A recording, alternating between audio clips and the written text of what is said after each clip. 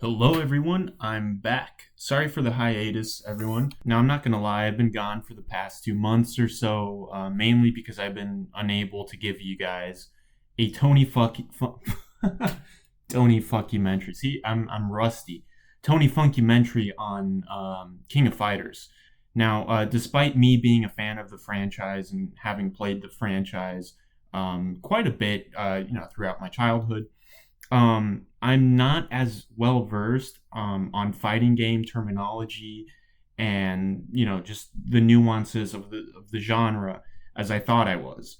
And I really thought that I could have done a more thorough and a better job of making this video. Like I said, with a Tony Funkymentary. So I owe you guys quality content, first of all, and I owe you guys content where I know what I'm talking about. And I can offer nuances, and I can offer a perspective that maybe you guys probably didn't already have. And that's kind of the commitment that I want to make to you guys. So in me sort of making a video that's out of my scope and making a King of Fighters Tony Funkymentary, I think it would have been very disingenuous, and you guys would have not enjoyed the content very much. So yeah, though I'm no expert on fighting games, I would like for you guys to enjoy this Tony short on the elements that I do know a lot about and learn 5 reasons as to why King of Fighters was criminally underrated. Now, for the sake of this video, I will be talking about specifically King of Fighters 98, mainly because this is the one that I consulted with my friends. This is the one that we mostly remembered. It was either, of course, 94, 98, or 2002, which were kind of like the big retro ones that people within my circle remember fondly and just have the best memories of. Now, I don't know what it is about modern fighting games culture, but there seems to be a lack of awareness about game specs and fighting game history when it comes to the analysis of fighting franchises, right? And I know it seems rich coming from me, someone who just admitted they don't know, a bunch about fighting games. But, people who have dabbled with fighting games, they definitely have respect, for Tekken or, Street Fighter or the Marvel vs. Capcom series or, whatever. Even Mortal Kombat, even Smash Bros. I know a lot of people fucking hate Smash Bros. But, out of pure curiosity, I just wanted to search a comparison between Street Fighter and King of Fighters just to see what the game forums had to say about the aspects, that they both enjoyed and disliked about both historied fighting franchises. And, I understand that Street Fighter isn't even a crossover franchise like King of Fighters. But, they're both fighting games nonetheless. And to anyone playing either games without knowing their history, literally no one would be able to tell. Hence, why the comparison seemed appropriate to me. And so I looked up on the forums, and to be honest, I was floored by the lack of respect King of Fighters got on forums. Like, it was insane. People just didn't fucking like the game. So anyway, let's start off with the number one reason why these people are wrong and why King of Fighters is criminally underrated. Number one is game balance, everybody. Game balance. The characters are balanced and gameplay offers a lot of versatility. Now, obviously, there are 2 game systems. There's advanced mode and extra mode, which offer completely different gameplay. Depends if you're playing extra mode or advanced mode, of course. You have dash, super jump, short hop, super hop, block. A lot of variations on the jumps. The certain different types of jumps here. They're really effective in either dodging attacks, closing in on distance, dodging fireballs, melees, that sort of shit. We do have blocks just like any other fighting game. But we also have dash, which allows you to close in on distance, which is pretty versatile. We have the emergency escape fronts on the advanced modes, of course. These are roles, basically. Just kind of reminds me of fighters, where you can appear behind your opponent, that kind of stuff. We do have Houdini body escapes, which are basically like bro counters.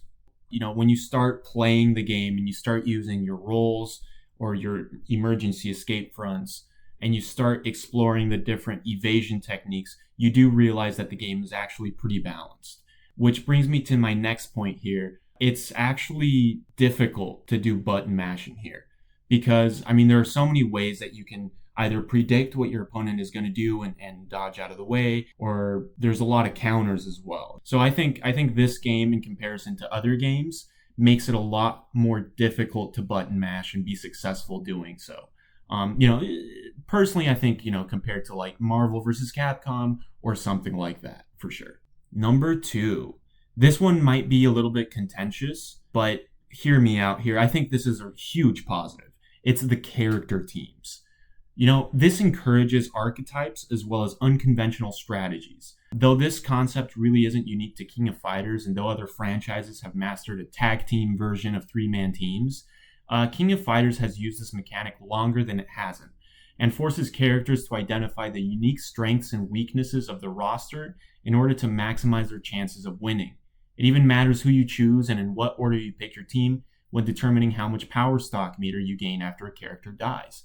There are other little nuances here and there, but the whole idea that not only do you have to choose characters that you're good playing with, but you also have to choose characters that play well together. I think it adds yet another layer of depth to the roster, as well as to, your choices, your individual choices, and your style of play. Now, part of the reason why I think this is a little bit contentious is because people would argue that it kind of limits your creativity a little bit.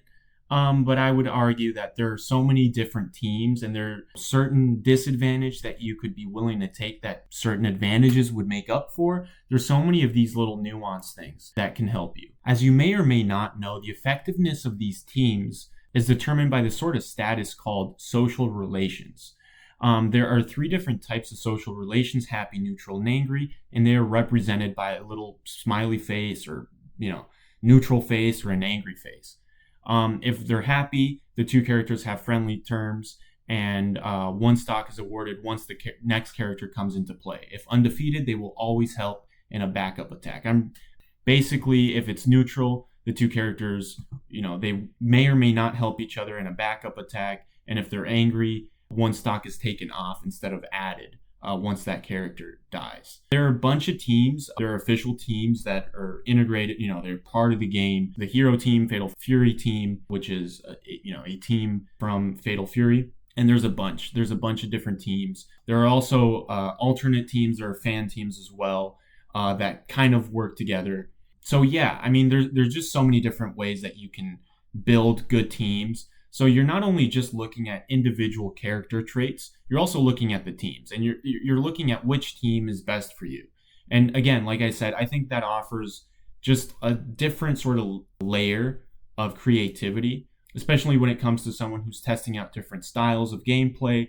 They're trying to see what their niche is. I think King of Fighters is a really good sort of game to kind of introduce someone to the different archetypes of fighting characters and, the different things that they do. I mentioned advanced mode and extra mode, so let's talk a little bit about that as well, which leads me to number 3, advanced mode and extra mode. Now, these 2 modes allow players with different styles to capitalize on either their defensive playing or offensive playing qualities. It really depends on the individual player, what you're used to, which games you played, in the past, or whatever. Now, playing through 98 for the first time in many years, just to make this video, I learned a lot of nuances that I overlooked when I played back in the day that really make this franchise something special. So let's look at the differences between extra mode and advanced mode.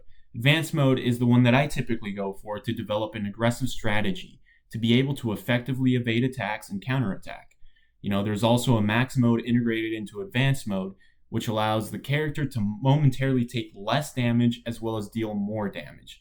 Because it is so attack-oriented, you are definitely incentivized to use desperation moves and moves that require stock by giving you more stock after a character has been KO'd on your team. Advanced mode also awards you an extra power stock if you're in a compatible team. Now let's contrast this with extra mode, which gives you unlimited desperation moves once you hit 20% of your remaining health, and allows you to charge your own POW as opposed to having to receive damage. Add in an evasion move, and then you have 2 very different games. Your strategy would have to take into consideration which team plays best with which game mode. The depth you can have in options is essentially doubled. It's pretty crazy once you start mixing and matching both character teams and game modes. Extra mode was also a great way to lure fans of 94 and 95 by reintroducing the same style of gameplay. Curiously, advanced mode, on the other hand, was more reminiscent of the system set in place for 96 and 97. I think part of the idea of advanced mode and extra mode was to get as many fans back into the franchise at the time. But it worked out for the game basically, and it made a really entertaining and really multifaceted, layered game. Because of the game's complexity, there is going to be a high skill gap, which leads me to number 4, and I think this is a positive quality. You guys can disagree, let me know in the comments, but I think number 4 is a high skill gap.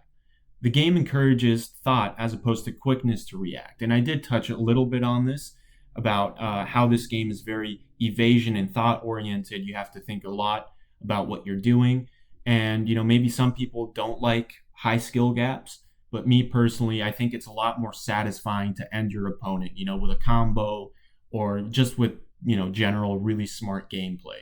And I think one of the most satisfying ways to win is in a game with a really high skill gap, because then you know that you essentially destroyed your opponent.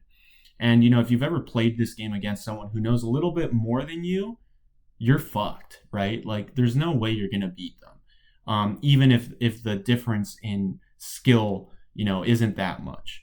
More than anything, more than reaction time and that sort of stuff, this game encourages a lot of strategy, right? You have to think about what you're going to do in advance and that kind of stuff. And number 5, guys, check out the fucking character designs, man. The character designs are amazing in this fucking franchise, and 98 is no fucking different. The artwork has such a good style reminiscent of the 90s, and the overall aesthetic seemed timeless. I mean, yeah, everyone looks super 90s, but just look at it, man. This game is fucking beautiful. The backgrounds are fucking beautiful. The stages are beautiful.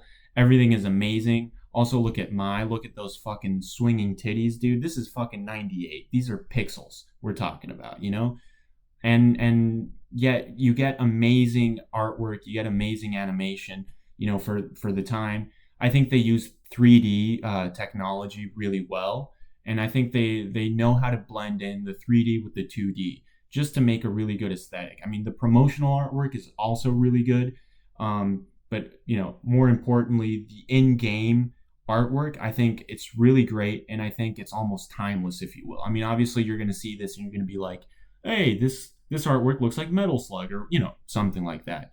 But, once you play it, you realize that they really, really took advantage of the technology that they had for the limited, systems that they had at the time. Again, this is 1998, and yet everything looks beautiful, stages look beautiful, and the animations are just incredible.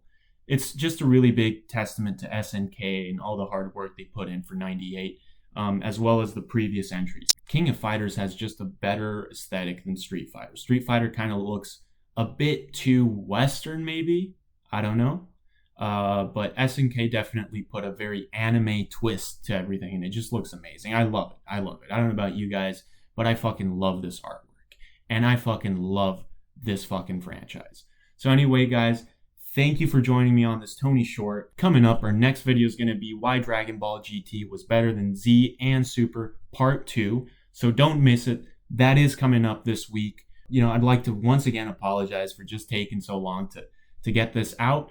But you can expect that video either tomorrow or the day after. So anyway, guys, thank you very much.